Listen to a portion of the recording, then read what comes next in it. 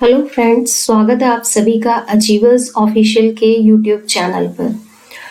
तो फ्रेंड्स, जैसा कि हमने पिछले वीडियो में डिस्कस किया था, हम भारतीय राज्य व्यवस्था के बारे में पढ़ने वाले हैं और उस टॉपिक को कंटिन्यू करने वाले थे। तो आज भी हमारा टॉपिक यही है, भारतीय राज्य व्यवस्था। जैसा कि पिछले वीडियो में मैंने बताया था आपको कुछ पॉइंट्स भारतीय राज्य व्यवस्था के बारे में कि भारतीय राज्य व्यवस्था क्या है।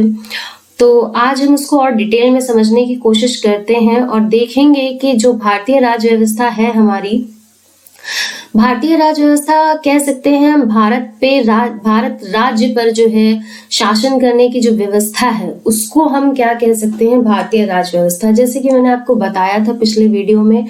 तो अब हम देखेंगे कि लास्ट वीडियो में मैंने आपको बताया था कि हमारे यहाँ की जो शासन व्यवस्था है वो संविधान के अनुसार चलती है, संविधान के अनुरूप चलती है।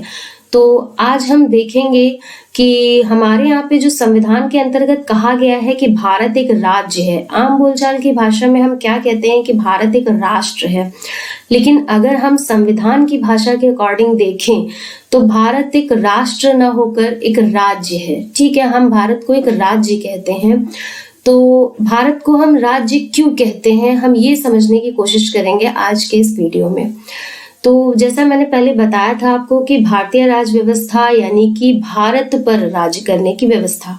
अगर हम बात करें भारतीय राज्य व्यवस्था की तो ये हो गई भारत पर राज्य की शासन व्यवस्था। ठीक है, और अगर हम बात करें कि किसी भी राज्य की शासन व्यवस्था को समझने के लिए सबसे पहले हमें उसके सबसे अनिवार्य तत्व यानी कि राज्य को समझना बहुत आवश्यक है। अगर हम बात करें तो सबसे पहले हमें ये जो राज्य का कॉन्सेप्ट है, हम एक जो कंट्री होता है उसको देश हम बोलचाल की भाषा में कहते हैं, लेकिन हम संविधान की भाषा में उसको राज्य क्यों कहते हैं, कि हम उसे राज्य क्यों कह रहे हैं। तो अगर हम राज्य की बात करें तो देखिए क्या होता है कि राज्य क्या है। सबसे पहले तो हमें यही पता होना चाहिए कि राज्य क्या है। तो राज्य का जो अर्थ है वो किसी भी समाज की जो राजनीतिक संरचना है, यानी कि जो हम पढ़ने जा रहे हैं राज्य व्यवस्था के बारे में, यानी कि राज्य की शासन व्यवस्था जो है उसके बारे में हम पढ़ने जा रहे हैं। तो अगर हम देखें अपनी राज्य व्यवस्था, भारतीय राज्य व्यवस्था के अंतर्गत अगर हम देखें तो ये जो राजनीतिक संरचना है, सबसे पहले हमें इसे समझने की आवश्यकता है। ठीक है, अगर हम बात करें राज्य का अर्थ, तो राज्य का अर्थ जो है उसकी राजनीतिक संरचना से होता है। अगर हम बात करें एग्जाम्पल के तौर पर तो देखें तो ये जो भारत की सरकार है, भारत की सरकार है जो हमारे यहाँ पे शासन करती है भारत के ऊपर, है ना।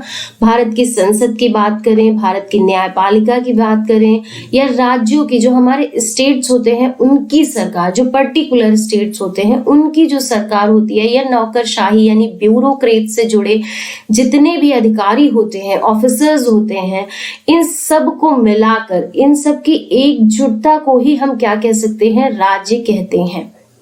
ठीक है, अगर हम भारतीय राज्य व्यवस्था के अंतर्गत इसे समझने की कोशिश करें तो क्या होता है कि जब हम इन्हें कंबाइंड रूप से एक साथ रखते हैं, किसे, भारत की सरकार को रखें, संसद रखें, हमारी जुडिशरी यानी कि न्यायपालिका, और हमारी स्टेट की गवर्नमेंट्स जो होती हैं, ब्यूरोक्रेट्स होते हैं यानी नौकरशाह जो होते हैं, इन सब को अगर हम एक साथ मिलाकर रखें तो हम इसे राज्य की श्रेणी में रखते हैं। ठीक है, तो जब हम इसकी बात कर रहे हैं राज्य व्यवस्था की बात, तो राज्य व्यवस्था के अंतर्गत हमें सबको एक साथ रख के समझना होगा और जानना होगा कि भारत की सरकार कैसे काम करती है, भारत की संसद कैसे चलती है, भारत की न्यायपालिका और नौकरशाही की बात करें तो हम सब कुछ देखेंगे इसके अंतर्गत, भारत के राज्य के अंतर्गत समझने की कोशिश करेंगे। ठीक है, अगर हम बात करें तो वैसे तो ये एक अमूर्त अवधारणा है राज्य के लिए। जो राज्य की ये डेफिनेशन है वो एक अमूर्त अवधारणा है।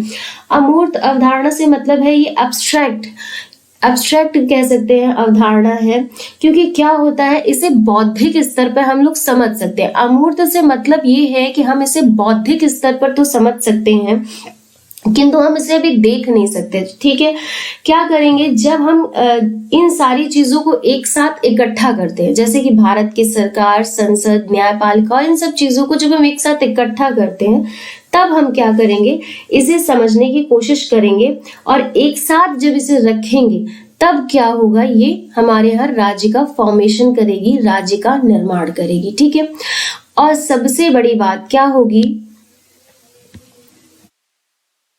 अगर हम बात करें तो राज्य, जैसे मैंने आपको बताया कि राज्य ये सारी चीजें यानी कि भारत की सरकार और क्या कहें ये सब मिलकर बनाती हैं, है ना, सरकारें, नौकरशाही, ये स्टेट गवर्नमेंट्स, ये सब मिलकर राज्य का निर्माण कर रही हैं। लेकिन क्या होगा कि राज्य में जो कुछ ऐसे एलिमेंट्स भी होते हैं, ठीक है, तभी हम राज्य को राज्य कह सकते हैं। सबसे बड़ी कंडीशन क्या है कि हम राज्य को राज्य तभी कह सकते हैं कि जब उसमें ये 4 अनिवार्य तत्व विद्यमान होते हैं। ठीक है, हम किसी भी राज्य को, वो तो जो मैंने आपको पीछे बताया कि हाँ राज्य के लिए ये जरूरी है, तो बिल्कुल जरूरी है, लेकिन क्या होता है, एक कंडीशन और भी है कि राज्य जो है उनके लिए ये 4 तत्व भी विद्यमान होना बहुत जरूरी है। राज्य के अंदर जब तक ये 4 एलिमेंट्स नहीं होते हैं तब तक हम उस राज्य को राज्य की श्रेणी में नहीं रख सकते। ठीक है, ये 4 तत्व हैं कौन कौन से, भूभाग। सबसे पहले क्या होना चाहिए, हमारे राज्य के अंदर उसकी टेरिटरी होनी चाहिए, यानी कुछ ऐसा लैंड एरिया होना चाहिए हमारे राज्य के पास, तभी क्या कहेगा, वो एक राज्य कहलाएगा। तो भूभाग तो होना सबसे बड़ी अनिवार्य तत्व है कि भूभाग होगा तभी राज्य बनेगा। और जब राज्य के अंतर्गत जब तक उसकी जनसंख्या नहीं होगी, ठीक है, राज्य के अंतर्गत जब तक उसकी जनसंख्या नहीं होगी तब तक आप किसके ऊपर शासन करेंगे, है ना।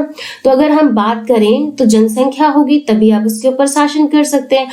और शासन करेगा कौन, तो गवर्नमेंट। जब तक ये सरकार नहीं होगी तब तक कौन शासन करेगा।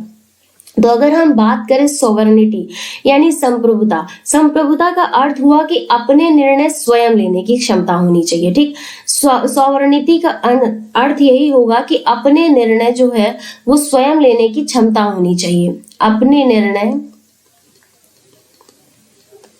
स्वयं लेने की क्षमता, यानी स्वयं लेने की स्वतंत्रता भी होनी चाहिए, स्वयं लेने की स्वतंत्रता होना अनिवार्य है। अगर हम सॉवरेनिटी की बात करें तो सॉवरेनिटी का अर्थ यही होता है, यानी संप्रभुता का अर्थ होता है अपने निर्णय स्वयं लेने की स्वतंत्रता। तो अगर हम भारत की बात करें, अब जैसे हम देख रहे हैं अपने राज्य के तत्वों को, अनिवार्य तत्वों को देख रहे हैं, और अब अगर हम इंडिया की बात करें, भारत की बात, तो क्या भारत के पास अपना भूभाग है, क्या भारत के पास अपना भूभाग है, इंडिया की अपनी टेरिटरी है। तो आप कहेंगे बिल्कुल है मैम, बिल्कुल इंडिया की अपनी टेरिटरी है, अच्छी खासी इंडिया की अपनी टेरिटरी है। और अगर हम जनसंख्या की बात करें यानी पॉपुलेशन की बात करें, तो भारत के अंदर तो भाई जनसंख्या तो इतनी ज्यादा हो चुकी है कि जनसंख्या फटने को तैयार है, जनसंख्या बहुत ज्यादा है। और अगर हम सरकार की बात करें तो हाँ, भारत की अपनी सरकार भी है, भारत की अपनी एक प्रजातांत्रिक सरकार है, लोकतांत्रिक सरकार है। ठीक है, अगर हम बात करें तो भारत के लोगों के द्वारा चुनी हुई उनकी खुद की सरकार है, क्योंकि हमें लोकतांत्रिक राज्य है। ठीक है, और अगर अब हम संप्रभुता की बात करें तो संप्रभुता का ये जो तत्व है, क्या ये भारत के पास है, अपने निर्णय स्वयं लेने की स्वतंत्रता है भारत के पास, तो बिल्कुल है। अगर हम बात करें, हमें विदेशों से कोई डील करनी होती है, जैसे हमें सपोज करें कि अगर हमें इजराइल से हथियार मंगवाने हैं, तो क्या हमें इसके लिए अमेरिका से परमिशन लेने की जरूरत है। तो आप कहेंगे बिल्कुल नहीं, भारत जिससे चाहे उससे डायरेक्टली जो चीज चाहे वैसे मंगवा सकता है, खरीद सकता है। तो सेम यही चीज चलेगी कहाँ पे, हमारे इस वाले पॉइंट को क्लियर करने के लिए, यानी भारत स्वतंत्र है अपने निर्णय लेने के लिए।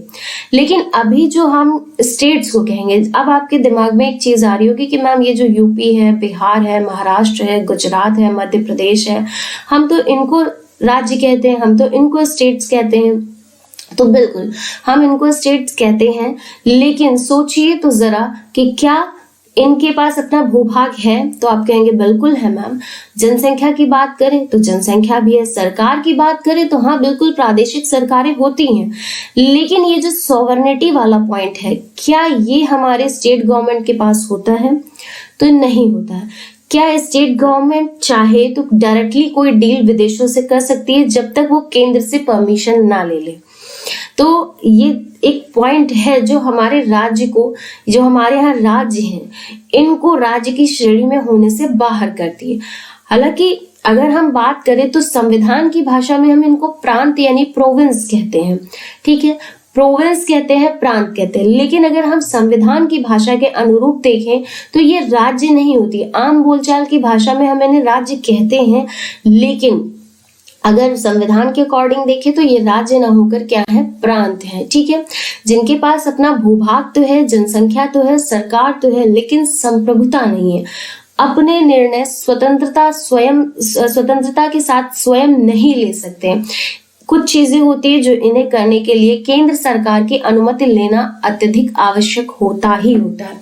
तो अगर हम बात करें तो किसी भी राज्य को राज्य होने के लिए जो 4 अनिवार्य तत्व हैं वो कौन कौन से हैं? उसके पास अपना भूभाग होना चाहिए, अपनी जनसंख्या यानी कि पॉपुलेशन होनी चाहिए, अपनी सरकार होनी चाहिए और संप्रभुता या प्रभुसत्ता यानी कि सॉवरेनिटी भी उसके पास होनी ही चाहिए।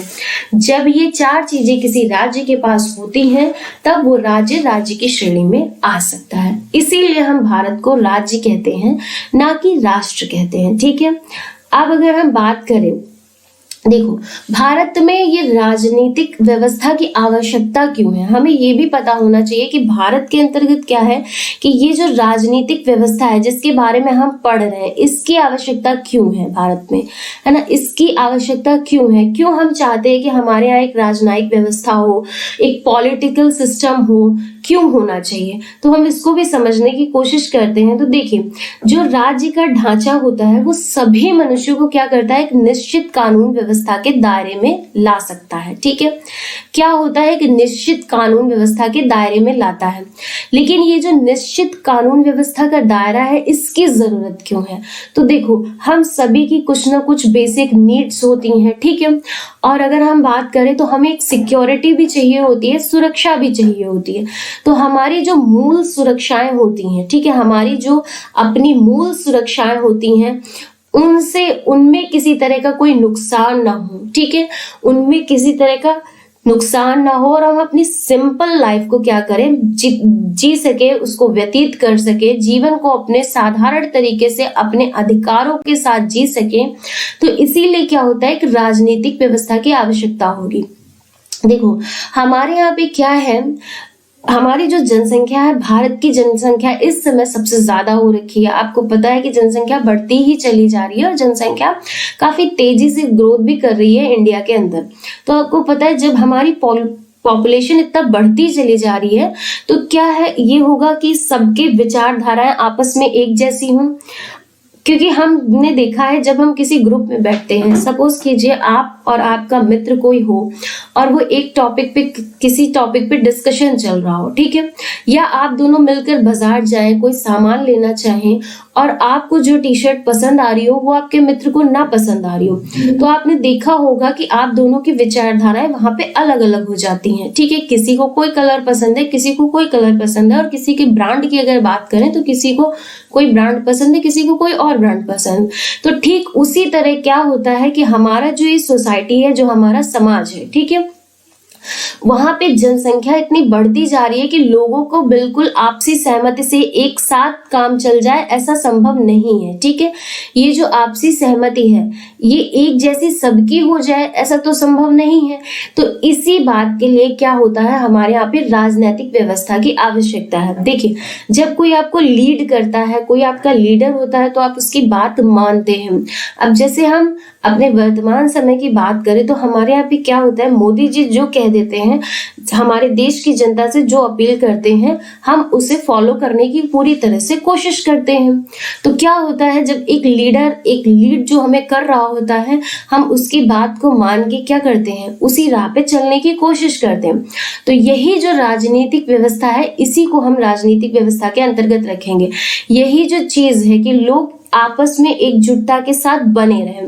हम कह सकते हैं कि हमारे यहाँ पे जो ये राष्ट्र निर्माण की प्रक्रिया है, ठीक है, ये जो हमारी राष्ट्र निर्माण की प्रक्रिया यानी कि भारत के अंतर्गत जो हम अपना राष्ट्र हम किसे कहते हैं, जहां पे हम एकजुटता के साथ रह सकते हैं, ठीक है।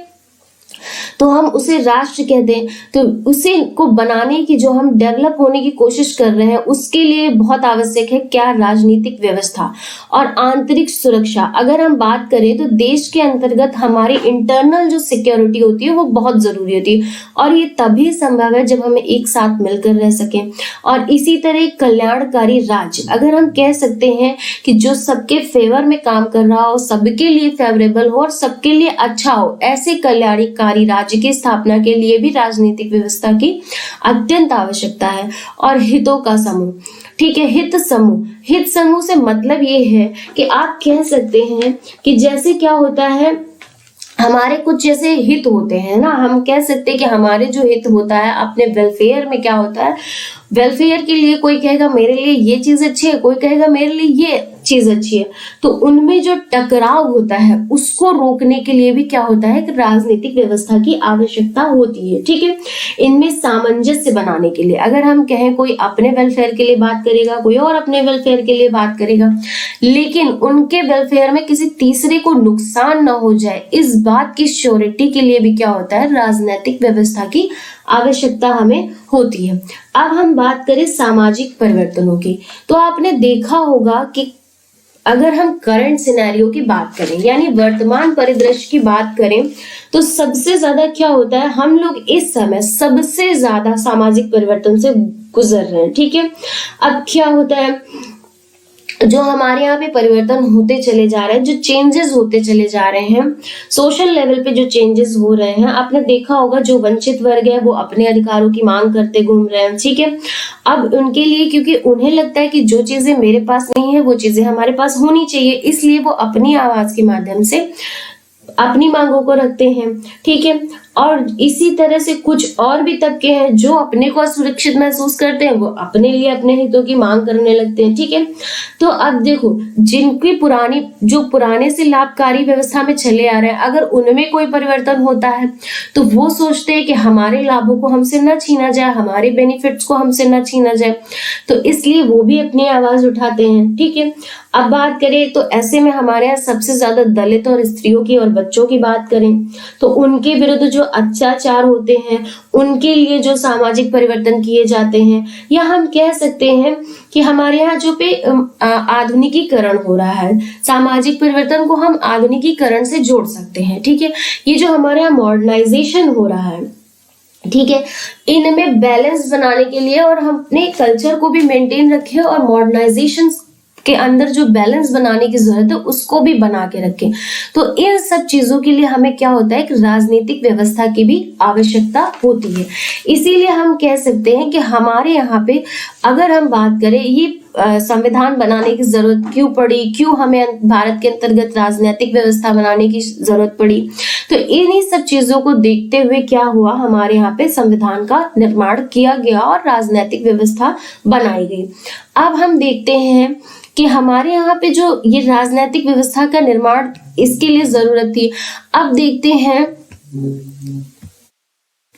इसके बाद हम देखेंगे हमारे यहाँ पे जो शासन करते हैं, ठीक है, हमारे यहाँ पे जो लोग शासन करते हैं, हमारे ऊपर जो शासन करते हैं, जो सरकार हम चुनते हैं, जो हमारे ऊपर गवर्न करती है, ठीक है, उनके अंग कौन कौन से होते हैं। ठीक है, अब मैंने आपको बताया कि ये राजनीतिक व्यवस्था, जो राजनायिक होते हैं वो हमारे ऊपर शासन करते हैं, जिनको हम चुनते हैं अपने मत के माध्यम से, वो क्या करते हैं, हमारे ऊपर शासन करते हैं। लेकिन इस शासन के कौन कौन से अंग होते हैं हमें ये भी पता होना चाहिए। ठीक है, भारत सरकार हमारे ऊपर शासन करती है, लेकिन उनके जो कंपोनेंट्स होते हैं वो क्या क्या चीजें होती है। देखो क्या होता है, किसी भी राज्य व्यवस्था या सरकार कह ले, है ना, हमारे यहाँ की जो राज्य व्यवस्था या सरकार के सामने जो है 3 चुनौतियां होती हैं।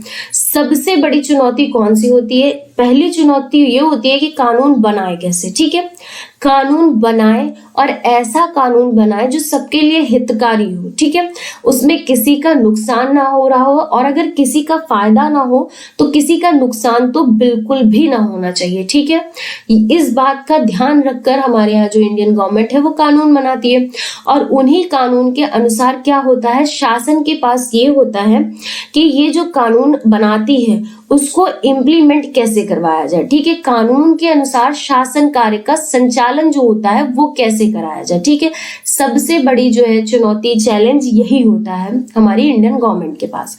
फिर क्या होता है, व्यक्तियों के आपसी विवादों या व्यक्ति या सरकार के विवादों के समाधान के लिए। अब देखिए, ये कानून तो बन गया, ठीक है, ये कानूनी प्रणाली के अनुसार न्याय, ठीक, हमारी जो कानून होता है उसको बना दिया गया, इम्प्लीमेंट हो गया, लेकिन उस कानून का ठीक से पालन हो रहा है कि नहीं हो रहा है, और उस कानून के अकॉर्डिंग कोई दिक्कत तो नहीं हो रही, और अगर किसी ने उस कानून का उल्लंघन किया तो इसके लिए क्या होता है, न्याय की व्यवस्था भी करी गई है। ठीक है, तो अगर हम बात करें तो जिन 3 व्यवस्थाओं के माध्यम से इन चुनौतियों का समाधान किया जाता है उन्हें शासन के अंग हम कहते हैं। ठीक है, ये शासन के अंग जो होते हैं वो कौन कौन से होते हैं, विधायिका, कार्यपालिका और न्यायपालिका। तो विधायिका को हम क्या कहते हैं, लेजिस्लेचर। हमारे यहाँ का जो लेजिस्लेचर है, अगर हम इस विधायिका की बात करें तो ये हमारे यहाँ का लेजिस्लेचर होता है। ठीक है, इसको हम कह सकते हैं ये हमारे यहाँ का लेजिस्लेचर है, और इसके माध्यम से क्या होता है, कानून बनाए जाते हैं। और ये जो हमारी कार्यपालिका होती है, अगर हम बात करें हमारे यहाँ की ब्यूरोक्रेसी की, कार्यपालिका की, तो एग्जीक्यूटिव, सॉरी, इसको अगर हम बात करें तो ये जो एग्जीक्यूटिव होती है हमारे यहाँ की कार्यपालिका, ठीक है, एग्जीक्यूटिव, तो इसकी अगर हम बात करें तो ये जो एग्जीक्यूटिव होती है इसको ब्यूरोक्रेट्स यानी कि हमारे यहाँ जो नौकरशाह होते हैं उनके माध्यम से क्या किया जाता है, लागू करवाया जाता है पूरे देश में। ठीक है, इसका संचालन की व्यवस्था एग्जीक्यूटिव के माध्यम से की जाती है।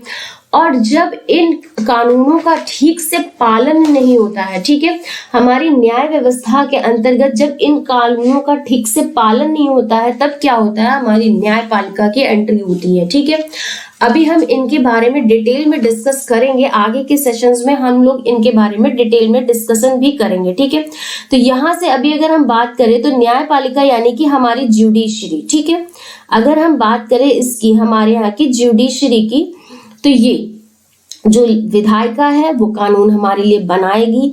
ठीक है, ये विधायिका हमारे लिए कानून बनाती है, और हमारे यहाँ की जो एग्जीक्यूटिव बॉडी होती है ये इसका इम्प्लीमेंटेशन यानी इसको लागू करवाती है। और हमारे यहाँ की ज्यूडिशरी, ये जो न्यायपालिका होती है, अगर उस कानून को किसी भी तरीके से कोई दिक्कत होती है लागू कराने में या उस कानून का कोई उल्लंघन करता है तो हमारी न्यायपालिका की एंट्री होती है। और हमारे देखो शासन का तीसरा अंग है ये न्यायपालिका। अगर हम बात करें तो न्यायपालिका का रोल बहुत इंपॉर्टेंट होता है। ठीक है, इसके बहुत सारे कार्य हैं। ठीक है, देखो सबसे यही मुख्य कार्य की अगर हम बात करें तो अभी जो इसका मुख्य कार्य है कि विधायिका के द्वारा जो कानून बनाए गए हैं, अगर उन कानूनों में किसी भी तरह से कोई दिक्कत आ रही है, किसी भी प्रकार का कोई विवाद खड़ा हो रहा है, तो उस विवाद से निपटारा कौन करवाता है, हमारे यहाँ की न्यायपालिका उस विवाद से निपटारा करवाती है। ठीक है, अब अगर हम बात करें तो ये तो हमारे शासन के अंग हो गए। अब देखिए इसके बाद ये जो बेस था वो आपने समझ लिया। अब हम क्या करेंगे, भारतीय संविधान के निर्माण का ऐतिहासिक आधार देखेंगे। ठीक है, हिस्टोरिकल बेस देखेंगे अपने इंडियन कॉन्स्टिट्यूशन का, कि हमारे इंडियन कॉन्स्टिट्यूशन की एक्चुअल में शुरुआत कहाँ से होती है। ठीक है, इस संवैधानिक जो हमारा इतिहास है, हमारे संविधान का बेस है, वो कहाँ से स्टार्ट होता है। अगर हम संविधान के बेस की बात करें तो देखो हमारे यहाँ शासन तो राजा महाराजाओं ने भी बहुत पहले से किया। ठीक है, अगर हम बात करें तो हमारे यहाँ राजा महाराजा के टाइम से बहुत सारा शासन होता रहा, रूल होता रहा। भारत के अंतर्गत कई प्रकार के जो है शासन लोग करते रहे, कई लोगों ने शासन किया। लेकिन अगर हम यहाँ के अपने जो भारतीय राज्य व्यवस्था है इसके बेस की बात करें तो इसका जो बेस है वो हम मानते हैं कहाँ से स्टार्ट मानते हैं, जब हमारे यहाँ पे कंपनी का शासन आता है। यानी कि कंपनी के शासन को हम कह लें तो सबसे पहले जब हमारे यहाँ पे आपने देखा होगा कि जब ब्रिटिशर्स आते हैं हमारे यहाँ पे, तब भी हमारे यहाँ क्या होता है, रूल चल रहा होता है उस समय मुगल शासक होते हैं हमारे यहाँ पे, और मुगल शासक ही हमारे ऊपर शासन कर रहे होते हैं। ठीक है, और जब वो हमारे यहाँ पे क्या करते हैं, आ जाते हैं, उनका उपनिवेश होता है, तो इस तरह से जब हमारे यहाँ पे वो आते जाते हैं, शासन करते जाते हैं, और आते तो वो बिजनेस करने हैं, लेकिन फिर वो हमारे ऊपर शासन करने की कोशिश करने लगते हैं। ये सारी चीजें धीरे धीरे कंटिन्यू होती है। तो ये चीजें भी हम आगे आने वाले सेशंस में डिटेल में पढ़ेंगे। तो अभी फिलहाल हम देखते हैं कि ये जो हमारा संविधान का, भारतीय संविधान का ऐतिहासिक आधार है, इसको हम क्या करेंगे, दो पार्ट्स में डिवाइड करके पढ़ेंगे। ठीक है, दो भागों में डिवाइड करके पढ़ेंगे। एक तो हमारा होगा कंपनी का शासन और दूसरा हम पढ़ेंगे क्राउन रूल, यानी कि ताज का शासन। ठीक है, क्राउन रूल भी पढ़ेंगे। हम देखेंगे कि क्राउन रूल क्या होता है और हमारा जो कंपनी का शासन है, अगर हम इसकी बात करें तो इसको भी हम समझने की कोशिश करेंगे। ठीक है, तो ये जो हमारा कंपनी का शासन है, इसकी शुरुआत होगी हमारे यहाँ 1773 के रेगुलेटिंग एक्ट से। ठीक है, 1773 के रेगुलेटिंग एक्ट से ही शुरू होता है कंपनी का शासन, और ये जो है चलता है हमारे यहाँ कब तक, जब तक ये 1857 की क्रांति होती है, तब तक हमारे यहाँ पे क्या होता है, कंपनी का शासन चलता है। और ठीक उसी तरह से जब कंपनी शासन करने में विफल हो जाती है 1857 के विद्रोह के बाद, तो 1858 से लेकर के हम लोग 1947 तक देखेंगे ताज का शासन, यानी ब्रिटिश क्राउन का शासन हमारे ऊपर कैसे काम करता है। ये सारी चीजों को हम आगे आने वाले सेशंस में समझने की कोशिश करेंगे। तो thank you for watching the video.